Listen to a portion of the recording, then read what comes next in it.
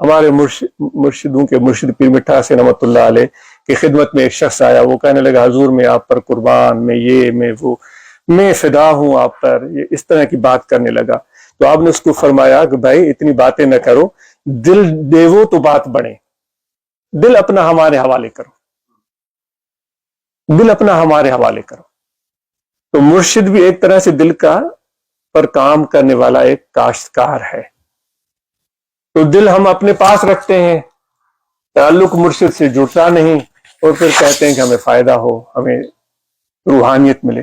تو یہ جب تک دل مرشد کے، جس طرح کپڑا ہے نہیں میں نے پہنا ہوا ہے، یہ کچھ دن درزی کے پاس رہا ہوگا، اس نے اس پر کینچی چلائی ہوگی، اس نے اس پر پھر مشین سے سلائی کی ہوگی، پھر یہ کپڑا بنا اور میں اس کو پہننے کے قابل ہوں۔ اگر میں اس کو کہتا میں یہ کپڑے آپ کو نہیں دیتا ہوں، میں گھر میں رکھوں گا، بڑے بڑے قیمتی ہیں، آپ میرے کپڑے سلائی بھی کر دیں، تو وہ درزی کیا کہے گا؟ کتنے بھی مہنگے ہوں، کتنے بھی اچھے ہوں، کہے گا بھائی میں کچھ نہیں کر سکتا۔ پھر میں اس کو بولوں کہ بھائی کپڑے میں دیتا ہوں لیکن کینچی نہیں چلانی ہے، ایسے مجھے بنا کے دو، وہ کیا کہے گا؟ میں اس کو کہوں کہ بھائی کینچی چلانے کی اجازت ہے لیکن سوئی اس میں نہیں چبھونی ہے، لیکن کپڑے بھی میرے بن جائیں، تو کیا کہے گا؟ تو مرشد کے ساتھ تعلق بھی ایسا قائم کرنے کی ضرورت ہے۔ ایسے لوگ ہیں، ڈھونڈے، آپ ان کو ڈھونڈیں، ان سے ملیں، ان کے ساتھ بیٹھ کر دیکھیں، اور پھر محسوس کریں۔ اللہ نے سب کو عقل اور فہم عطا کیا ہے کہ کیا اثرات مرتب ہوئے دل پر، اور پھر اس پر غور کریں۔ جب بات سمجھ میں آئے پھر تعلق قائم کریں، پھر رہنمائی حاصل کریں، لیکن ایک کو پکڑیں، لیکن مضبوطی سے پکڑیں۔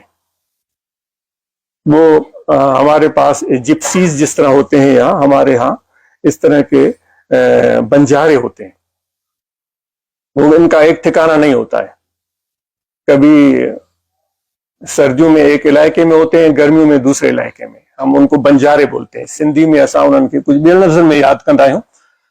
تو وہ بنجاروں کی ایک کتیا تھی، وہ بنجارے ایک خاص قسم کا لباس پہنتے ہیں، وہ گیروی رنگ کا ہوتا ہے، وہ خاص رنگت ہوتی ہے، وہ اسی رنگ کے کپڑے پہنتے ہیں۔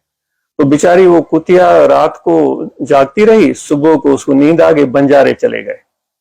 کتیا جب صبح کو اس کی آنکھ کھلی تو دیکھا کہ وہ بنجارے روئے نہیں، پریشان ہو گئی، اور بیچاری وہ مالکوں کی ڈھونڈنے میں کبھی شمال کی طرف بھاگے، کبھی جنوب کی طرف بھاگے۔